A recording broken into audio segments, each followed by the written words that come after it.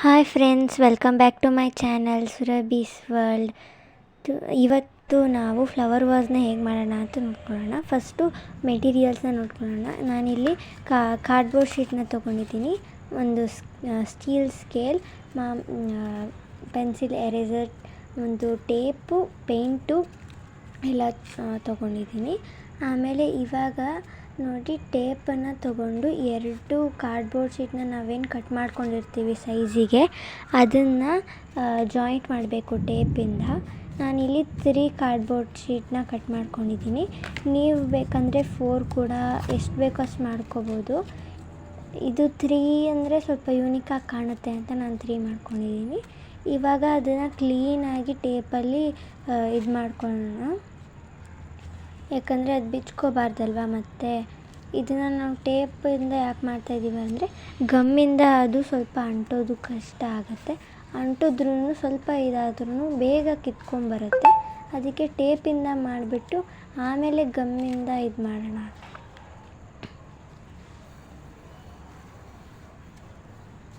ಮೂರನ್ನು ಕ್ಲೀನಾಗಿ triangle shape ಬರೋ ಥರ ನಾನು ಟೇಪ್ ಹಾಕ್ಕೊಂಡು ಇದು ಮಾಡ್ತಾಯಿದ್ದೀನಿ. ಇದು ನೋಡಿ, 2 ಟೇಪ್ ಮಾಡಿದಾಗ ಬುಕ್ ಥರ ಕಾಣಬೇಕು, 3ನೇದು ಮಾಡಿದಾಗ ಟ್ರಯಾಂಗಲ್ ಥರ ಕಾಣಬೇಕು, ಆ ಥರ.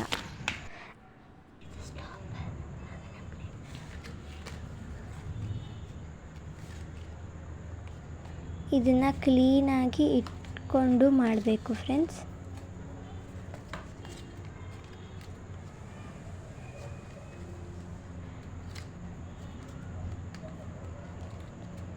ಅದು ಟೇಪ್ ಅಂಟೋದು ಸ್ವಲ್ಪ ಕಷ್ಟ ಆಗುತ್ತೆ. ನಾನಿಲ್ಲಿ ಬ್ಲ್ಯಾಕ್ ಕಲರ್ ಟೇಪ್ ಯಾಕೆ ತೊಗೊಂಡಿದ್ದೀನಿ ಅಂದರೆ, ಅದು ಬೇಗ ಬಿಚ್ಕೊಂಡು ಬರಲ್ಲ, ಅದರಿಂದ ಅದು ತೊಗೊಂಡಿದ್ದೀನಿ. ಬೇರೆ ಟೇಪ್ ಅಂದರೆ ನೀವು ವೈಟ್ ಕಲರ್ದು ಪೇಪರ್ ಟೇಪ್ ಥರ ಬರುತ್ತಲ್ಲ, ಅದನ್ನು ಯೂಸ್ ಮಾಡ್ಬೋದು. ಆದರೆ ಟ್ರಾನ್ಸ್ಪರೆಂಟ್ ಟೇಪ್ ಮಾತ್ರ ಯೂಸ್ ಮಾಡಬೇಡಿ. ಬೇಕಂದರೆ ಇಲ್ಲಿ ನೀವು ಟ್ರಾನ್ಸ್ಪರೆಂಟ್ ಟೇಪ್ನ ಯೂಸ್ ಮಾಡಿ. ಆದರೆ ಇಲ್ಲಿ ನೀವು ಯೂಸ್ ಮಾಡಿದ್ರೆ ಏನಾಗುತ್ತೆ ಅಂದರೆ, ಪೇಂಟ್ ಮಾಡೋಕ್ಕೆ ಅದು ಕಷ್ಟ ಆಗುತ್ತೆ. ಅದಕ್ಕೆ ಟ್ರಾನ್ಸ್ಪರೆಂಟ್ ಟೇಪ್ನ ಯೂಸ್ ಮಾಡಬೇಡಿ.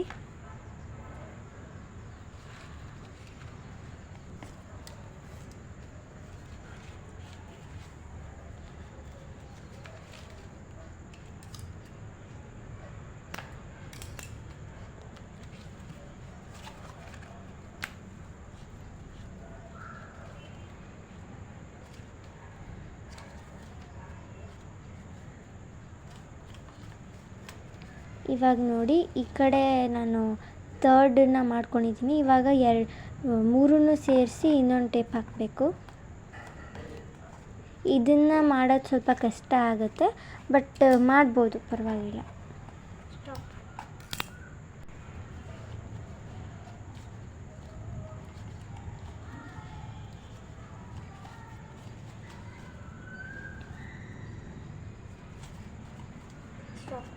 ಇಲ್ಲಿ ಸ್ವಲ್ಪ ನೀವು ದೊಡ್ಡ ಟೇಪ್ ಹಾಕಿದ್ರೂ ಪರವಾಗಿಲ್ಲ, ಅದು ಚೆನ್ನಾಗಿ ಅಂಟ್ಕೊಳ್ಳುತ್ತೆ.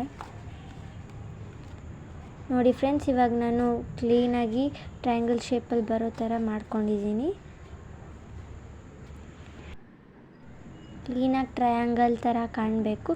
ಸ್ವಲ್ಪ ಈ ಕಡೆ ಆದ್ರೂ ಕ್ಲೀನಾಗಿ ಅದು ಒಂದೊಂದು ಸಲ ಟೇಪ್ ಅಂಟ್ಕೊಳ್ಳಲ್ಲ ಕಾರ್ಡ್ಬೋರ್ಡಿಗೆ, ಅದಕ್ಕೆ ಸ್ವಲ್ಪ ಪ್ರೆಸ್ ಮಾಡಿ ಹಾಕಿ. ಇವಾಗ ಒಂದು ಪ್ಲೇಟ್ ಥರ ತೊಗೊಂಡು ಅದರಲ್ಲಿ ನಾನು ಪೌಡರ್ ಹಾಕೋತಾ ಇದ್ದೀನಿ. ಇದು ಎಕ್ಸ್ಪೈರಿ ಪೌಡರ್ ಫ್ರೆಂಡ್ಸ್, ಅದಕ್ಕೆ ಎಕ್ಸ್ಪೈರಿ ಪೌಡರ್ನೇ ಹಾಕಿ, ಯೂಸ್ ಮಾಡೋವಂಥ ಪೌಡರ್ನ ಹಾಕಬೇಡಿ. ಇವಾಗ ನಾನು ಅದಕ್ಕೆ ಗಮ್ ಹಾಕಿಬಿಟ್ಟು ಕ್ಲೀನಾಗಿ ಮಿಕ್ಸ್ ಮಾಡ್ತೀನಿ.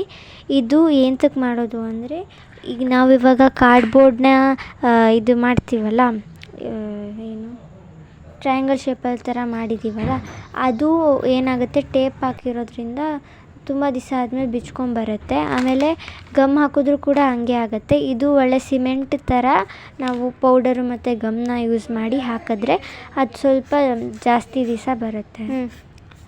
ನೀವು ಬೇಕಂದರೆ ಅದನ್ನು ಈ ಪೇಪರ್ನ ಹಾಕಿಬಿಟ್ಟು ಮಾಡಬೇಕು ಅಂತೇನಿಲ್ಲ. ನನಗೆ ಇದು ಕಾರ್ಡ್ಬೋರ್ಡ್ ಸ್ವಲ್ಪ ತುಂಬ ಸಾಫ್ಟ್ ಇರೋದ್ರಿಂದ ನಾನು ಇದನ್ನು ಹಾಕಿದ್ದೀನಿ ಅಷ್ಟೇ.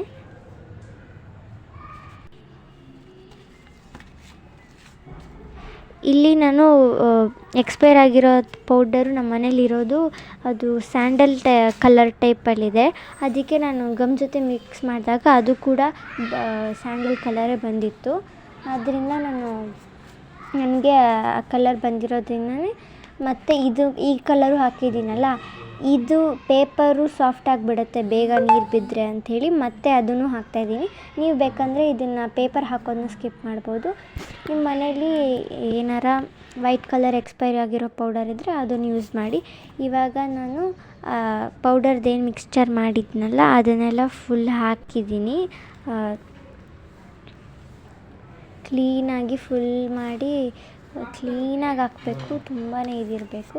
ಆಮೇಲೆ ಇಲ್ಲಿ ನೋಡಿ ಫ್ರೆಂಡ್ಸ್, ನಾನು ಇವಾಗ ಸ್ವಲ್ಪ ಬ್ಲ್ಯಾಕ್ ಕಲರ್ ಟೇಪ್ ಏನು ತೊಗೊಂಡಿದ್ನಲ್ಲ ಅದನ್ನು ಹಾಕ್ಕೊಂಡಿದ್ದೀನಿ. ಅದನ್ನು ಹಾಕಿಬಿಟ್ಟು ನಿಮಗೆ ಯಾವ ಕಲರ್ ಬೇಕೋ ಆ ಕಲರ್ ತೊಗೊಂಡು ಪೇಂಟ್ ಮಾಡ್ಬೋದು ನೀವು.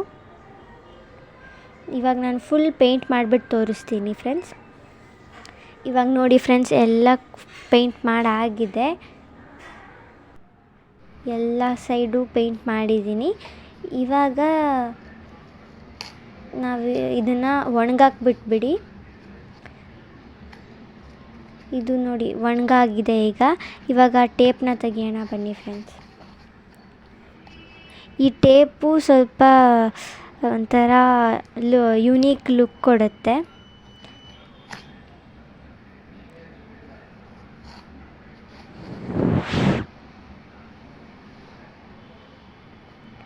ಇವಾಗ ನಾನು ಎಲ್ಲ ಟೇಪ್ನ ತೆಗಿತಾ ಇದ್ದೀನಿ.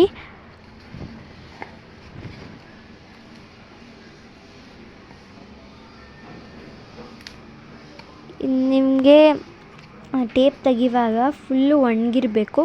ನಂದು ಒಂದು ಸೈಡ್ ಅಷ್ಟೇ ಒಣಗಿರಲಿಲ್ಲ, ಅದಕ್ಕೆ ಅದು ಟೇಪ್ ಜೊತೆನೇ ಬಂತು. ಆದರೆ ಕ್ಲೀನಾಗೇ ಬಂದಿದೆ.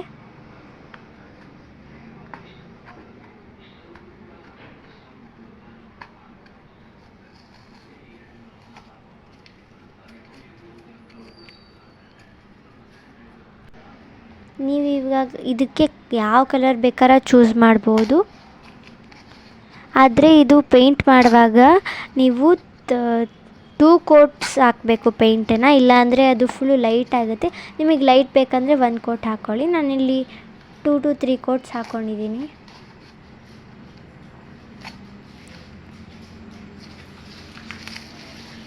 ಇವಾಗೆಲ್ಲ ಟೇಪ್ ತೆಗ್ದಾಯಿತು. ಬನ್ನಿ ಫ್ರೆಂಡ್ಸ್, ನೋಡೋಣ ಅದು ಹೇಗೆ ಕಾಣುತ್ತೆ ಅಂತ.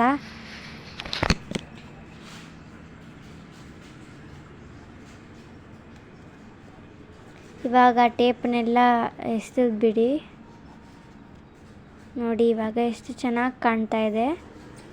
ನಾನಿಲ್ಲಿ ಯೂಸ್ ಮಾಡಿರೋದು ಪರ್ಪಲ್ ಕಲರ್ ಫ್ರೆಂಡ್ಸ್, ವೈಲೆಟ್ ಅಲ್ಲ. ಎಷ್ಟು ಚೆನ್ನಾಗಿ ಕಾಣ್ತಾ ಇದೆ ಅಲ್ಲ. ಇದ್ರ ಒಳಗಡೆ ನಾವು ಯಾವ ಥರ ಫ್ಲವರ್ಸ್ ಹಾಕಬೇಕು ಅನ್ನೋದನ್ನ ನಾನು ನಿಮಗೆ ನೆಕ್ಸ್ಟ್ ವೀಡಿಯೋಲ್ಲಿ ತೋರಿಸ್ತೀನಿ. ಇವಾಗ ವಾಸ್ ಮಾಡೋದನ್ನ ತೋರಿಸಿದ್ದೀನಿ. ನಮ್ಮ ನೆಕ್ಸ್ಟ್ ವೀಡಿಯೋನಲ್ಲಿ ಫ್ಲವರ್ಸ್ ಹೇಗೆ ಮಾಡೋದು ಅಂತ ಕೂಡ ತೋರಿಸ್ತೀನಿ ಫ್ರೆಂಡ್ಸ್.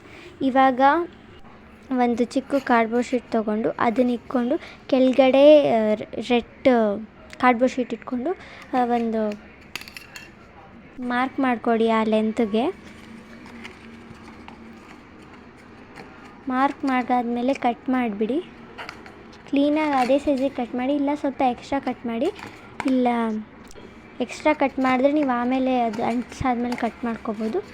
ಇವಾಗ ನಾನು ಸ್ವಲ್ಪ ಎಕ್ಸ್ಟ್ರಾ ಕಟ್ ಮಾಡ್ಕೊಂಡಿದ್ದೀನಿ, ಅದರಲ್ಲಿ ಕರೆಕ್ಟಾಗಿ ಆಗಿದೆ. ಇವಾಗ ಈ ಥರ ಗಮ್ ಹಾಕಿ ಅಂಟಿಸೋಣ.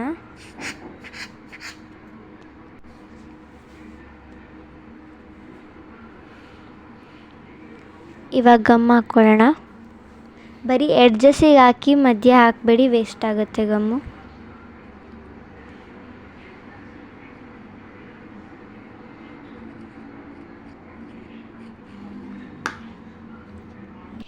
ಅದು ನಾವು ಪೌಡರು ಮತ್ತು ಗಮ್ ಮಿಕ್ಸ್ಚರ್ ಮಾಡ್ಕೊಂಡಿದ್ವಲ್ಲ, ಅದು ಬಂದುಬಿಟ್ಟು ನೀವು ಅದು ಒಣಗೋದು ಸ್ವಲ್ಪ ತುಂಬಾ ಲೇಟ್ ಆಗುತ್ತೆ. 1 ಡೇ ಅಟ್ಲೀಸ್ಟ್ ನೀವು ಒಣಗಕ್ಕೆ ಇಕ್ಕಿದ್ರೆ ಅದು ಚೆನ್ನಾಗಿ ಇದಾಗುತ್ತೆ, ಚೆನ್ನಾಗಿ ಕೂತ್ಕೊಳ್ಳುತ್ತೆ ಅದ್ರ ಮೇಲೆ ಪೇಂಟ್ ಎಲ್ಲನೂ. ಇಲ್ಲ ಅಂದರೆ ಒಂಥರ ಫುಲ್ಲು ಸಾಫ್ಟಾಗಿ ಹೋಗುತ್ತೆ. ಅಟ್ಲೀಸ್ಟ್ 1 ಡೇ ಬಿಟ್ಟಿರಿ. ಇವಾಗ ನಾನಲ್ಲಿ ಅಂಟಿಸ್ಕೊಂಡಿದ್ದೀನಿ ನೋಡಿ ಫ್ರೆಂಡ್ಸ್. ನಾವೇನು ಕಟ್ ಮಾಡ್ಕೊಂಡಿದ್ವಿ ಅದ್ರ ಕೆಳಗಡೆ ಅಂಟ್ಸೋಕ್ಕೆ ಅದನ್ನು ಇವಾಗ ಅಂಟಿಸಿದ್ದೀನಿ. ಇದೂ ಅಷ್ಟೇ ಫ್ರೆಂಡ್ಸ್, ಸ್ವಲ್ಪ ಹೊತ್ತಾದಮೇಲೆ ನೀವು ಇದು ಮಾಡಿ, ಯಾಕಂದರೆ ಅದು ಫುಲ್ಲು ಕೆಳಗಡೆ ಅಲ್ವಾ ಮಾಡಿರೋದು, ಅದು ಒಂದೊಂದು ತುಂಬ ಚಿಕ್ಕದಾಗಿ ಕಟ್ ಮಾಡಿದರೆ ಹಂಗೆ ಫುಲ್ ಒಳಗೆ ಹೊರ್ಟೋಗುತ್ತೆ. ಒಂದು ಸ್ವಲ್ಪ ಹೊತ್ತು ಆದಮೇಲೆ ಗಮ್ಮೆಲ್ಲ ಅಂಟ್ಕೊಂಡಾದ್ಮೇಲೆ ಚೆಕ್ ಮಾಡಿ. ಇವಾಗ ಅಂಟ್ಸಾಗಿದೆ. ಸೊ ಫ್ರೆಂಡ್ಸ್, ನಿಮಗೆ ಈ ವಿಡಿಯೋ ಇಷ್ಟ ಆಗಿದ್ದರೆ ಲೈಕ್, ಶೇರ್, ಸಬ್ಸ್ಕ್ರೈಬ್ ಮತ್ತು ಕಮೆಂಟ್ ಮಾಡೋದನ್ನ ಮರಿಬೇಡಿ. ನಾನು ಸಿಗ್ತೀನಿ ನಿಮಗೆ ನನ್ನ ನೆಕ್ಸ್ಟ್ ವಿಡಿಯೋದಲ್ಲಿ. Till then take care, tata, bye bye friends.